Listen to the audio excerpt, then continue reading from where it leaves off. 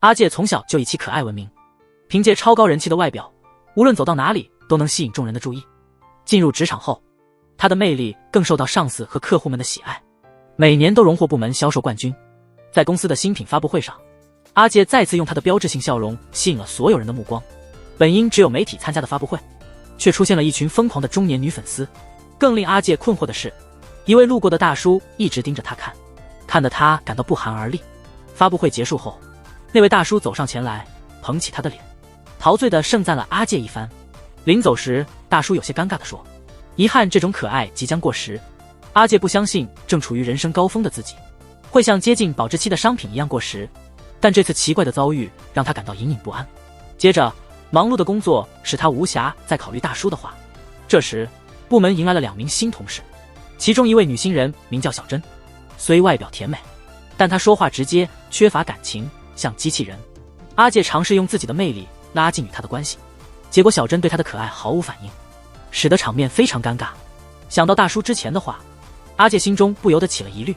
为了让新人快速熟悉业务，阿介带他们拜访了一位重要客户，结果另一名新人龟仔一上场就出了错，差点破坏了公司与客户的关系。幸亏阿介及时用甜美的微笑缓解了客户的不满，成功化解了危机，再次凭借外形赢得了客户的好感。阿介逐渐恢复了之前的自信，把大叔的话抛到了脑后。但接下来的事情彻底改变了他的看法。龟仔为了向客户道歉，精心准备了一份新的策划方案，客户非常满意，并指定龟仔为项目负责人。阿介得知新人竟然取代了自己的位置，感到非常尴尬。为了详细了解情况，他向同时期的小珍询问此事。直率的小珍说，龟仔的方案其实是基于他以前的策划修改的。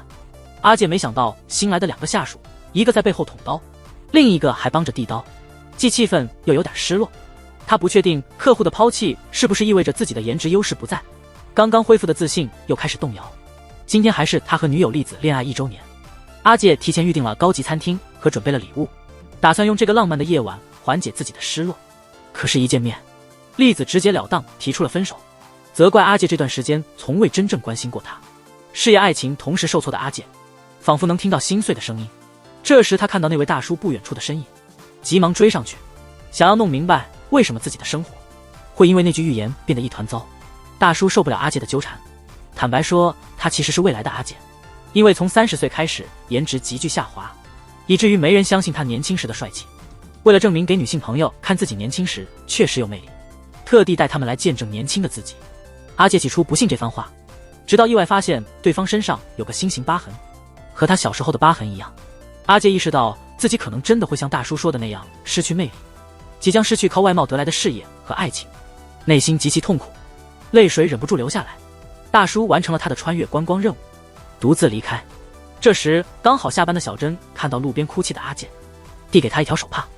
虽然他给了手帕就走了，但这份小小的善意给了失落又无助的阿简带来了一些安慰。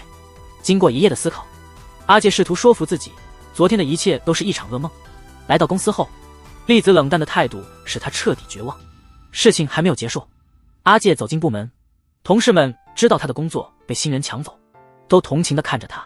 龟仔上前道歉，说他只是想表现出诚意，没想到小珍的策划如此有效。阿介尽量保持大度的姿态，心情却已沉到谷底。就在他怀疑自己的魅力是否已经消失时，上司安排他和小珍共同负责一个新项目，任务是去深山里的一家公司拜访新客户。接到任务的阿介决定振作起来，想利用这次机会夺回部门的领头羊位置。一见客户，阿介就展现了自己招牌的笑容，赢得了客户的好感。客户不停夸赞阿介可爱的外表，拿出了自无存的老照片，感慨自己年轻时也是众人追捧的焦点，可惜自30岁起颜值急剧下降。阿介想到未来的自己曾说过30岁后也会失去魅力，原本勃勃的斗志顿时消散。更糟的是，客户突然有急事离开公司，阿介和小珍只好空手而归。人倒霉时，坏事总是接踵而至。回城时发现电动车和2人的手机都快没电了，最近的车站需要步行3个小时才能到，他只好用手机仅剩的电量联系部门同事求援，和小珍一起等待救援。不知道要等到什么时候，小珍打了一个电话，告诉电话那头的人他因为意外不能如约而来。挂断电话后，听完对话的阿介趁着归还手帕的机会，询问对方是否刚才和男友通话。小珍既没有确认也没有否认，依旧保持他一贯的冷淡。眼下比起小珍的私事，阿介更关心自己的外形。为了防止颜值下降，他制定了一套详细的保养计划，其中重点强调了充足的睡眠。天色已晚，同事还未到来，想要保证美容睡眠的阿介决定和小珍一起步行去车站。他虽然走不了几步就气喘吁吁，但坚决要在有床的地方过夜。这时长时间行走却仍精力充沛的小珍和体力不支的阿介形成鲜明对比。他发现路边有一家情侣酒店，考虑到阿介想要好好睡觉，他主动提议一起住下。阿介担心两人一起住情侣酒店会被传出去，担心直爽的小珍会不小心说漏嘴，这会破坏他多年来努力营造的纯情形象，因此他坚决拒绝了小珍的提议。转眼间，他注意到小珍的脚被鞋子磨破了，他特意到酒店要了一双拖鞋帮她换上。这份体贴的行为像石子投入湖中，在小珍心中激起了涟漪。她不小心跌进了阿介的怀里，小珍反应过来后急忙跳开，她内心的波动此刻化为巨浪。这时候天空突然下起了大雨，他们只得回到车里避雨。在短暂相处后，他们之间的距离逐步缩短。小珍原本想趁着刚才阿介八卦她的见面对象，聊一聊他调到这个部门的原因，但没心没肺的阿介只关心保养，根本没在听。小珍只好把话又咽了回去。第二天一早，小珍醒来时，阿介已经在车外忙活了。一直等不到同事，他恰好看到有车经过，他向过路的车辆求助，终于让车子能够重新启动。虽然阿介轻描淡写地说，但小珍从他疲倦的样子看出，他为了等待救援可能整夜没睡。回程中，小珍为了照顾没睡觉的阿介，主动接替了驾驶任务。看着阿介一坐到副驾驶就睡着，平时冷漠的小珍不由自主地露出了微笑。在接下来的日子里，阿介开始准备应对即将到来的危机，研究各种抗衰老的方法。听说腰果有助于抗老，他毫不犹豫地开始大量购买。听说肥胖会让人看起来更老，他开始避免高热量食品。但计划总赶不上变化。就在阿介专心美容护肤时，他面临了第一个挑战。最近公司新推出的啤酒销量不佳，开发部计划和阿介所在的业务部合作，策划一场活动，通过美食节目推荐适配啤酒的菜品来提升销量，广泛收集合适的菜谱。在这次会议上，阿介注意到一个细节，平时冷漠的小珍在和前任领导、开发部的上司须藤打招呼时，罕见地展露出微笑。这时的阿介并没有特别在意，他全心全意想把公司的任务完成。不料部门的其他同事对此任务不感兴趣，只有部下龟仔和小珍主动提出制作新菜谱。阿介虽然不太会做饭，但他不愿意袖手旁观，约定周末一起到他家做饭。很快到了约好的时间，龟仔因为紧急情况没能来，只是发来了一份家传秘方。没有头绪的阿介立刻采用了这个食谱，准备好材料后才发现这是油炸可乐饼。油炸食品不好于皮肤，还可能导致体重增加。阿介提醒自己在尝试环节要控制自己。这时他发现积极参与的小珍的厨艺甚至比他还差，连削土豆皮都很吃力。两个厨房新手在厨房里忙乱了半天，最后勉强做出了成品。到了尝试的时候，阿介竭力抑制对美食的欲望，不断给自己洗脑。看到小珍尝过后满足的表情，阿介决定尝一小口，结果一口接一口，差点把盘子都舔干净。这一幕很像减肥中的自己。小珍看着这些外观不佳的可乐饼感叹，外表走样不影响可乐饼的美味，说话无心，听者有心。这句话让一直忧虑外貌的阿介陷入沉思。他们继续享用美食，阿介的前女友栗子突然来访。阿介猜想栗子可能想复合，不想让栗子误会他和小珍的关系，请小珍先藏起来避嫌。由于太急，衣服不小心挂到了小珍的衣扣上，怎么也解不开。在慌乱中，两人不慎摔倒。看着近在咫尺的小珍，阿介的心跳漏了半拍。正如阿介预料，栗子此行是希望能和阿介复合。当他用备用钥匙开门时，恰好看到了这一暧昧场面，失望至极，他转身离开。阿介急忙追出去解释原委，栗子却不愿听解释，坚信小珍是借工作之名接近阿介。阿介不想让小珍无辜受怪，正色辩解，这激怒了期待听到温柔话语的栗子。最终两人不欢而散。另一边，小珍准备离开时，看到了阿介家的腰果和有关腰果抗衰老的资料，误以为阿介想在食谱中加入腰果，想要给可乐饼贴上健康标签，留了个字条赞赏这个主意真不错。阿介一脸愁容，回到家时，小珍已经离开。小珍的误会给阿介带来了灵感，他尝试在可乐饼面衣中加入腰果，结果味道出奇的好。不久，这个新配方顺利得到了上级的认可。阿介兴奋地想把这个好消息告诉小珍。一路上，他脑海中不断浮现和小珍近距离的画面。更让他困惑的是，每当看到小珍，他的心跳就不由自主地加速，胸口像被什么勒紧。这种感觉让阿介感到不安，甚至担心自己得了病，急忙去医院检查。医生检查后严肃地说，这是遇到真爱的反应。经历过多次恋爱的阿介对这个诊断感到意外，难以相信自己之前的经历都不是真爱。回到公司后，在见到小珍时，那种特别的感觉再次涌现，让他意识到自己确实对小珍有了前所未有的感情。这种突发的情感让阿介整天心神不宁，工作时都显得心不在焉。小珍察觉到阿介的不正常，趁午休时关心地询问他的情况，不知道阿介的反常全因他而起。就在此时，一位自称是未来的阿介的大叔出现在公司门口。阿介为了保密，让小珍暂时避开。想知道这位大叔为何还未回去，还没来得及问，大叔就指出阿介现在正处于对小珍心动的阶段，感叹他自己已经不再有这样的桃花运。大叔的话给阿介带来了启发，他曾听说恋爱是抗衰老的最好方法，推测只要投入恋爱就能保持青春，扭转颜值下滑的趋势。没注意到那位总是神出鬼没的大叔又消失了。之后，阿介一边想着这些事，一边回到公司参加会议。这次会议由开发部的须藤主持。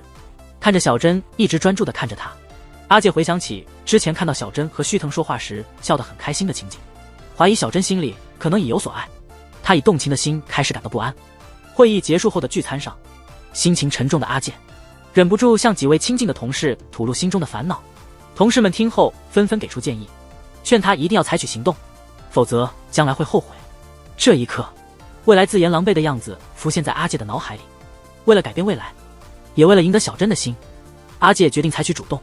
他找到了也在聚餐的开发部员工程岛，想询问小珍在开发部的具体情况。这才知道小珍在开发部曾被指控泄密。听到这些消息，阿介内心波澜起伏。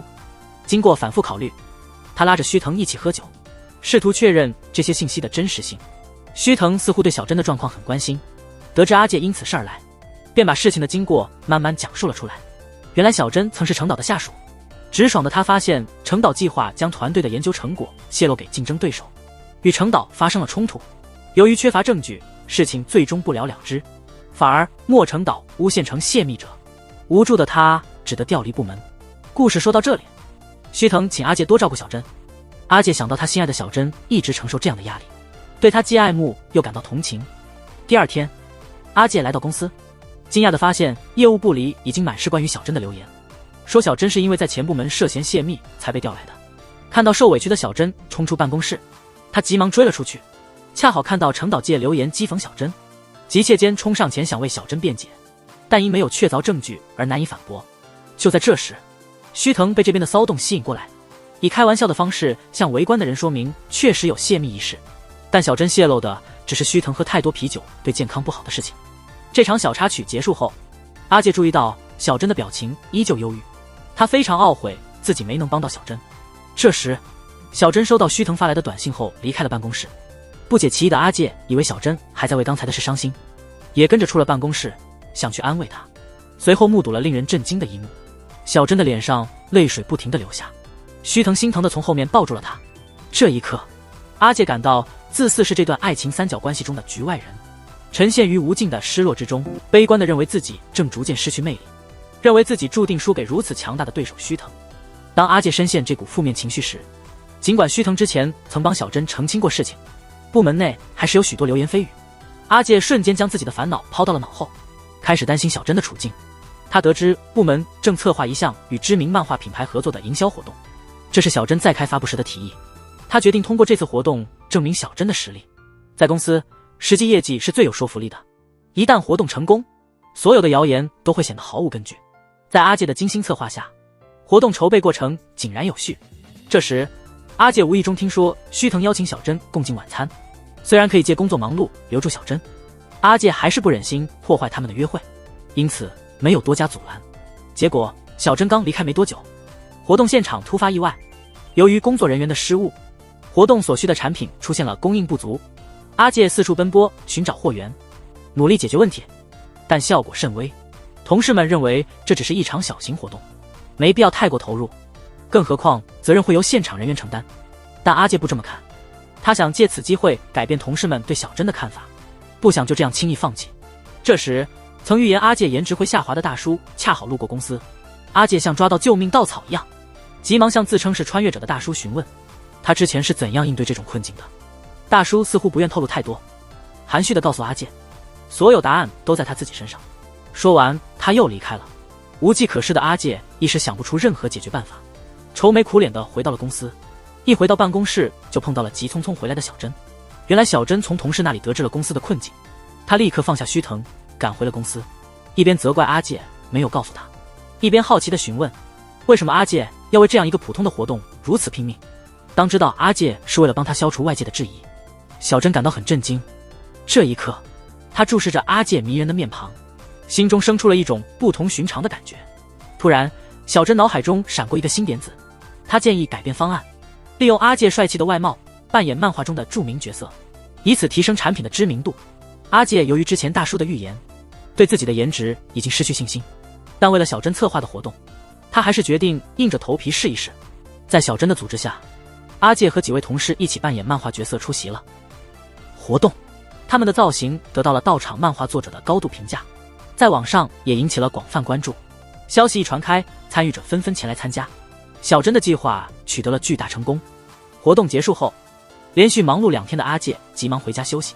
小珍想到阿介这么努力全是为了帮他，心中感到一阵温暖。他追出去向阿介表示感谢，感慨如果不是阿介的坚持，这场活动肯定会因为货源问题而提前结束。是阿介改变了最终的结果。阿介想起大叔所说，所有答案都在他自己身上，他突然明白了大叔的话背后的深意，意识到只有坐视不管，才会眼睁睁看着须藤赢得小珍。想要改变这一切，只能靠自己努力。怀着这样的决心，他真诚地向小珍表达了自己的爱意。接下来的情形完全出乎他的预料，只见小珍突然飞扑过来，热情地吻了他。这个突如其来的吻让阿介心惊摇曳，他认为这是小珍接受他感情的证明，顿时感到被浓浓的爱意包围。奇怪的是，接下来的时间里，小珍对他并没有表现出更多的亲近，反而变得比以前更加冷淡，总是刻意保持距离。阿介对小珍的这些行为感到困惑，不禁怀疑小珍是不是在自己和须藤之间犹豫不决。心中刚萌芽的爱意顿时消散，他想，若什么都不做，情况只会更糟。因此他决定主动出击，邀请小珍出去约会。小珍二话没说就同意了。阿介决定趁势追击，他计划了一系列的约会活动。首先带小珍去陶艺馆做情侣杯，通过互动逐渐拉近彼此的距离，然后一起坐缆车，利用这个空中的小世界缩短他们之间的距离，最后以一顿浪漫的烛光晚餐结束这次约会，为这次甜蜜的约会画上圆满的句号。但事与愿违，每当他试图在约会中和小珍亲近时，就会接到手下龟仔的工作电话。原来龟仔的搭档大木提出了解除搭档，让龟仔独自负责项目。龟仔因为不自信，在制定设计策划案时总是犹豫不决，只能频繁向阿介请教，这让想要亲近小珍的阿介很是苦恼。幸好到了晚餐时间，不断响起的手机终于安静了。没想到没多久又开始响了，接到龟仔合作公司的电话，说龟仔突然失联了，这让阿介无心继续约会。他向小珍道歉，随即和大木一起急忙回到公司，最终在公司附近找到了龟仔。经询问得知，龟仔认为大木想解除搭档是因为自己能力不够，他担心自己无法完成好的方案，因此迟迟未敢提交策划案。面对这情况，阿介并未责怪龟仔，而是认真地告诉他，如果不努力去了解客户需求，验证策划案的可行性，逃避是无法完成好方案的。这时大木突然说，他并不是不想和龟仔合作，只是希望看到龟仔独立承担项目的能力。听到这些话，龟仔志新终于感到心安了，抱着大木哭成泪人，承诺一定不会让大木和客户失望。龟仔的问题终于得到解决，但阿介精心策划的约会却失败了。他完全没想到，他一回到家就遇到了等在门口的小珍。阿介急忙把小珍拉进屋里，拿出啤酒和点心款待还没吃晚饭的小珍。这时的阿介不知道，他离开餐厅之后，小珍拒绝了须藤发来的约会邀请，并委婉地告诉对方希望以后能保持距离，因为在今天相处中，他已经明白了自己真正的感受。小珍借助啤酒的勇气，开始解释那个突然的吻。听到阿介的表白时，他脑海一片空白，只感到无比兴奋，才会不自主地吻了上去，因为他从未有过这种强烈的感情。根本不知道接下来该如何面对阿介，所以一直在躲避他。直到今天和阿介经历了这场充满波折却又颇具趣味的约会，他才意识到见到阿介心跳加速就是喜欢。这一刻，看着小珍一脸认真的倾诉时，阿介忍不住吻了她。阿介和小珍很快陷入热恋，随着感情升温，他们的亲密接触也越来越频繁。这一天，他们约好在阿介家见面。小珍第一次以女友身份来到阿介家，担心这样做会显得太快，可能会被看清。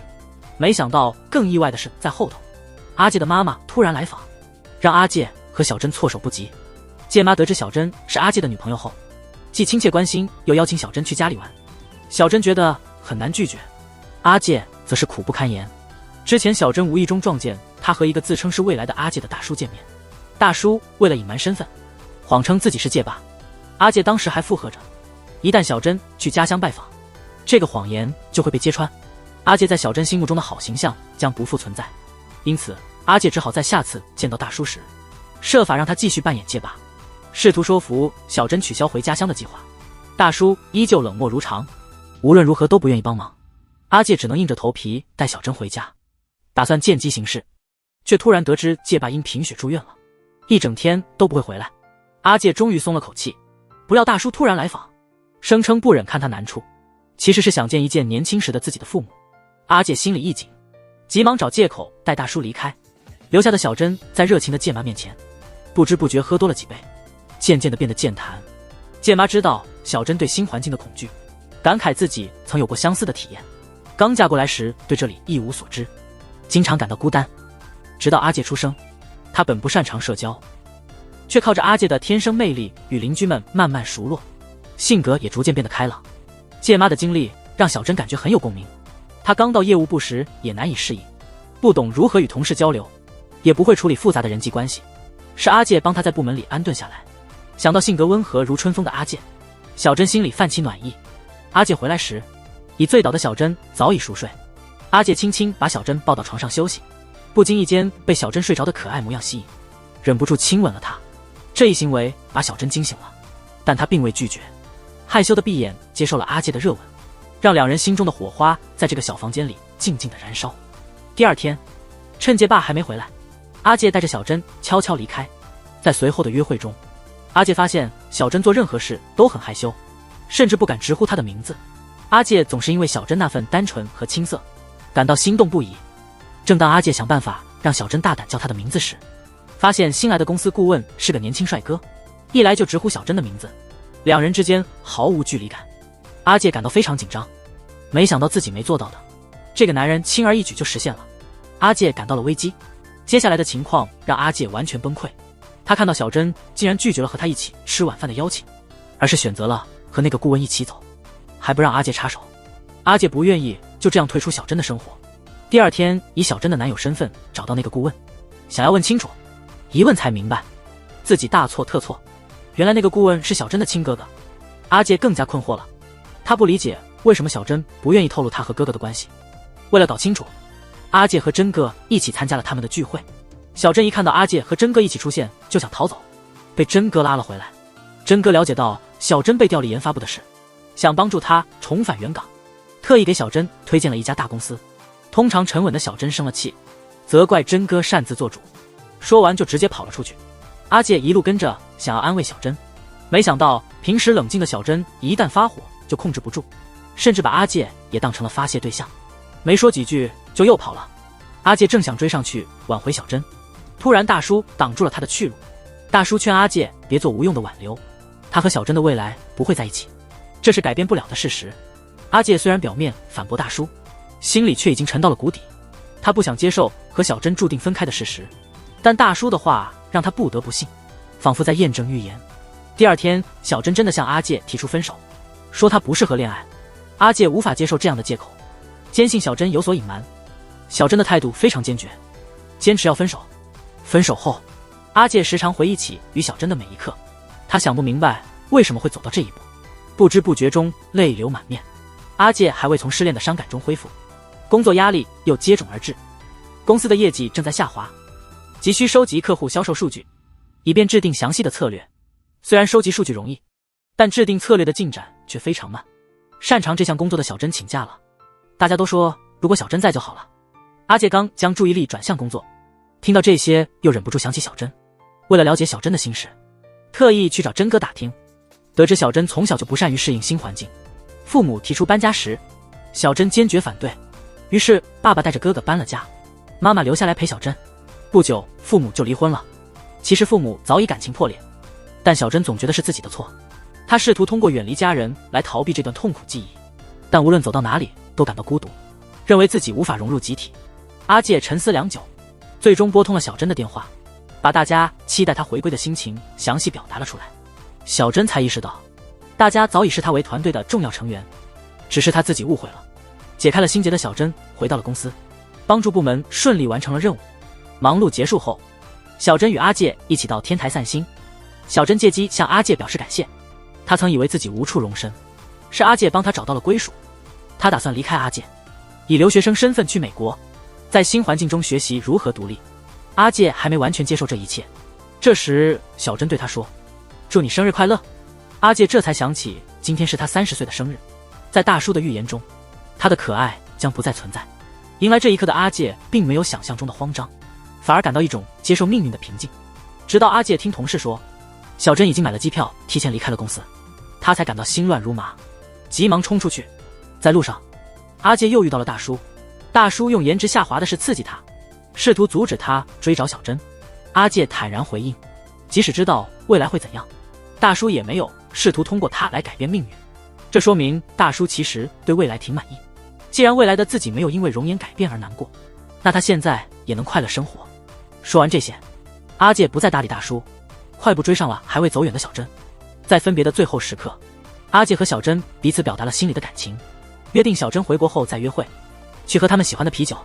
最终他们以一个深情的吻确认了这份承诺。在另一边，因一场意外穿越的大叔在另一场意外中回到了自己的时空。在这个时空，大叔也就是阿介已经是社长了。一个和小珍长得一模一样的女人走进了社长的办公室，她说了一句好久不见。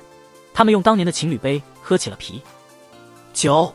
看来小珍和阿介的故事并没有因为留学就结束。在这部剧中，男主阿介遇到了从未来穿越回来的自己，得知自己从30岁开始就会失去魅力。起初阿介非常慌张，但渐渐的他意识到颜值不是一切，即使失去了外在的吸引力，他还拥有许多宝贵的东西。坚信失去外形的可爱并不意味着生活会走下坡。30年后成为社长的大叔验证了这一点。容颜终将随时间老去，但美好的品质永存。